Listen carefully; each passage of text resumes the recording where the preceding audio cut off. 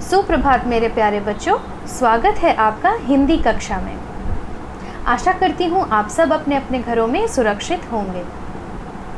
पिछले कक्षा में हम वसंत पुस्तिका से पाठ तृतीय नादान दोस्त पढ़ रहे थे, जहाँ हमने जाना कि केशव और श्यामा दोनों भाई बहन थे और दोनों चिड़ियाओं के अंडों को सुरक्षित करने का प्रबंध कर रहे थे। तो बच्चों, आइए आज इस पाठ को आगे बढ़ते हैं। गर्मी के दिन थे, बाबूजी दफ्तर गए हुए थे। अम्मा दोनों बच्चों को कमरे में सुलाकर खुद सो गई थी, लेकिन बच्चों की आंख में आज नींद कहाँ। अम्मा जी को बहलाने के लिए दोनों दम रोके आंखें बंद किए मौके का इंतज़ार कर रहे थे। ज्यों ही मालूम हुआ कि अम्मा जी अच्छी तरह से सो गई, दोनों चुपके से उठे और बहुत धीरे से दरवाजे की सिटकनी खोलकर बाहर निकल आए। अंडों की हिफाजत की तैयारियां होने लगी।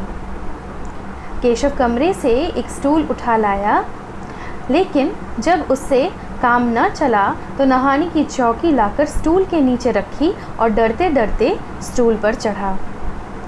तो बच्चों, यहाँ पे लेखक कहते हैं कि गर्मी की छुट्टियाँ चल रही थी, गर्मी के दिन थे और बाबूजी जो है वो दफ्तर गए हुए थे और अम्मा जो है दोनों बच्चों को सुलाकर खुद भी सो गई थी। लेकिन दोनों बच्चे इतने चालाक कि अम्मा के सोने का इंतज़ार कर रहे थे और वो सच में सोए नहीं थे। उनके आँखों में नींद नहीं आ रही थी और उनके दिमाग में बस एक ही बात चल रही थी कि वो अंडों को कैसे सुरक्षित करें। तो उन्होंने धीरे से दरवाज़ा खोला। अम्मा के सोते ही वो बाहर निकल गए और फिर अंडों को बचाने की तैयारी शुरू हो गई।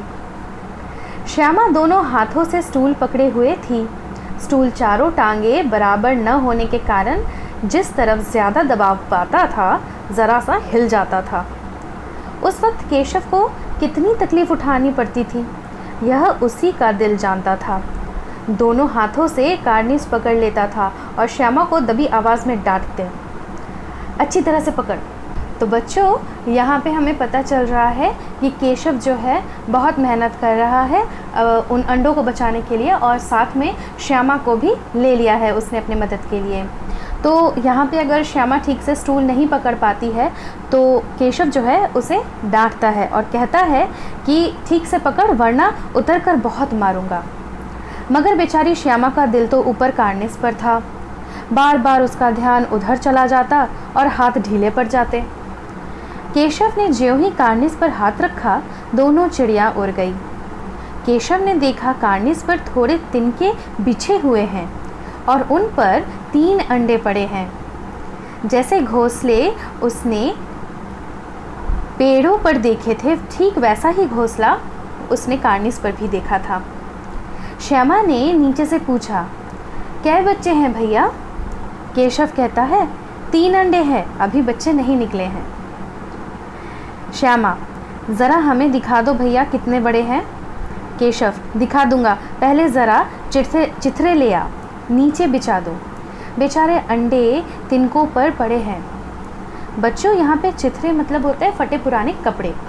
केशव को इस बात की चिंता थी कि वो तिनके पर बिछा हुआ है वो अंडा जो है, और उसके नीचे अगर हम कपड़ा डाल देते हैं तो वो मुलायम जो है ज़मीन उसे मिल जाएगी और अंडे को तकलीफ़ नहीं होगी। श्यामा दौड़कर अपनी पुरानी धोती फाड़ कर एक टुकड़ा लाई। केशव ने झुककर कपड़ा ले लिया, उसकी कई तह करके उसने एक गद्दी बनाई और उसे तिनकों पर बिछाकर तीनों अंडों को धीरे से उस पर रख दिया। श्यामा ने फिर कहा, हमको भी दिखा दो भैया। क्योंकि श्यामा छोटी थी और नीचे खड़ी हुई थी, वो तो ऊपर नहीं झांक सकती थी, इसलिए वो बार बार अपने भैया से कह रही थी कि अंडे कैसे दिखते हैं, ज़रा उसे भी दिखा दे। केशव कहता है, दिखा दूंगा, पहले ज़रा वह टोकरी तो दे दे, ऊपर छाया कर दो।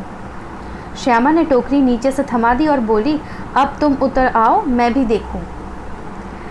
केशव ने टोकरी को एक टहनी से टिकाकर कहा, जा दाना और पानी की प्याली भी ले आ, मैं उतर जाऊं तो तुझे दिखा दूंगा। बच्चों, यहाँ पे केशव कहता है कि तुम पहले टोकरी ले आओ, दाना पानी ले आओ, उसके बाद मैं तुम्हें दिखा दूंगा कि ये कैसा दिखता है अंडा।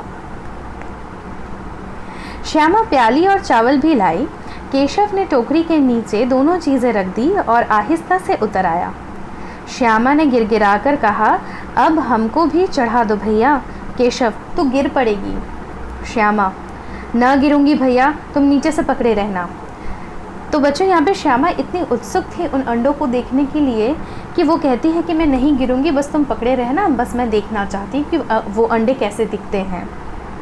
केशव कहता है, ना भैया, कहीं तू गिरा गई तो अम्मा मुझे डांटेगी, कहेंगी कि तूने ही चढ़ाया था। क्या करेगी देखकर? अब अंडे बड़े आराम से है, अब बच्चे निकलेंगे तो उनको पालेंगे। दोनों चिड़िया बार बार कार्निश पर आती थी और बगैर बैठे ही उड़ जाती थी। केशव ने सोचा, हम लोगों के डर से नहीं बैठती। स्टूल उठाकर कमरे में रखाया। चौकी जहाँ की थी वहीं रख दिया था उसने। श्यामा ने आंखों में आंसू भरकर कहा, तुमने मुझे भी नहीं दिखाया, मैं अम्मा जी से कह दूंगी। तो बच्चों, यहाँ पे केशव देखता है कि जैसे ही उसने टोकरी से अंडों को ढक दिया, वैसे ही वो दो चिड़िया जो थे वो आते थे, वहाँ बैठते नहीं थे, बस ऐसे उड़ जाते थे आकर के। तो केशव को लगा कि शायद उनके डर से वो चिड़िया वहाँ पे नहीं बैठ रही है। तो श्यामा ने कहा कि भैया, तुमने मुझे नहीं दिखाया ना अंडा, तो मैं अम्मा जी से तुम्हारे बारे में बता दूंगी। केशव कहता है, अम्मा जी से कहेगी तो बहुत मारूंगा, कह देता हूँ। श्यामा कहती है, तो तुमने मुझे दिखाया क्यों नहीं? केशव फिर कहता है, और गिर पड़ती तो 4 सर हो जाते तुम्हारे। श्यामा कहती है, हो जाते तो हो जाते, देख लेना था मुझे, देख लेना, मैं कह दूंगी।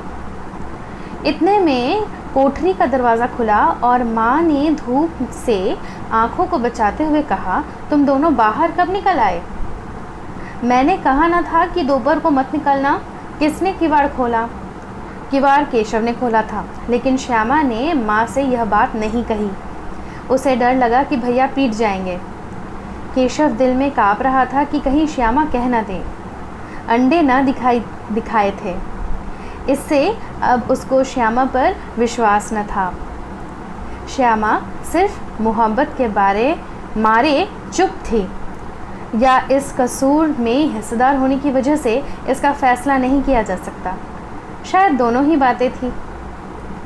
माँ ने दोनों को डांट डपट कर फिर कमरे में बंद कर दिया और आप धीरे धीरे उन्हें पंखा झेलने लगी। अभी सिर्फ 2 बजे थे, बाहर तेज़ लू चल रही थी। अब दोनों बच्चों को नींद नहीं आ रही थी। अब दोनों बच्चों को नींद आ गई थी। तो बच्चों, यहाँ पर माँ ने दोनों को ही डांट डपट कर सुला दिया और अब जो है दोनों बच्चों को नींद आ गई। इससे पहले उन्हें नींद नहीं आ रही थी, इसलिए वो जो है अंडों को बचाने के जुगाड़ में लगे हुए थे। लेकिन अब जो है उन दोनों को नींद आ चुकी थी और वो सो चुके। तो बच्चों, आशा करती हूँ ये पाठ आपको यहाँ तक समझ आई होगी। तो मिलते हैं आपसे अगली कक्षा में, तब तक के लिए धन्यवाद।